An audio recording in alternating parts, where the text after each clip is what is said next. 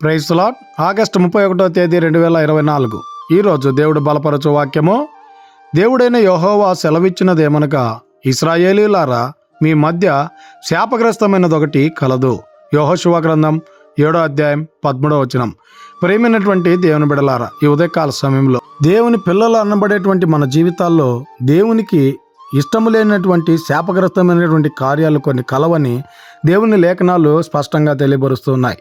అయితే ఈ ఉదయకాల సమయంలో నీ జీవితంలో దేవునికి ఇష్టము లేనటువంటి శాపగ్రస్తమైనటువంటి కార్యాలు నువ్వేమైనా చేస్తూ ఉన్నట్లయితే అవి విడిచిపెట్టగలిగితే ఆ యేసుక్రీస్తు ప్రభుల వారు నిశ్చయంగా నిన్ను ఆశీర్వదించి దీవించేటువంటి వాడిగా ఉన్నాడు గనుక ఇకనైనా శాపగ్రస్తమైనటువంటి కార్యాలన్నింటినీ విడిచిపెట్టి ఆ యేసుక్రీస్తు ప్రభుల వారి మీద మనము భయభక్తులు కలిగి జీవించేటువంటి వారంగా ఉండాలని కోరుకుంటూ ఈ దిన వాక్యం ద్వారా దేవుడు బలపరిచి దీవించునుగాక. ఆమెన్. God bless you.